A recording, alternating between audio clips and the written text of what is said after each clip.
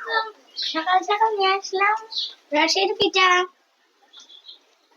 খেজুরের রসে ভিজানো চিতই পিঠা। আসসালামু আলাইকুম। আলহামদুলিল্লাহ, আমার মরিয়ম বোন নিয়ে চলে আসলো খেজুরের রসে ভিজানো চিতই পিঠা। মরিয়ম বো, চিতই পিঠা বানিয়েছে কে বলো?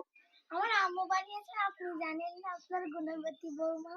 তাই তো, আমার বৌমার যে এত গুণ। সকাল সকাল নাস্তা করে দিন আপু, আপনারাও চলে আসেন আমাদের এই চিতই পিঠা খেতে। তাই তো, কুয়াশায় ঘেরা শিশিরে ভেজা সকালে আমার মরিয়ম বোন নিয়ে এসেছে চিতই পিঠা। খেয়েই দেখি কেমন হয়েছে। বন্ধুরা আল্লাহ হাফেজ, আসসালামু আলাইকুম। আমি এখন কোচিং এ যাচ্ছি।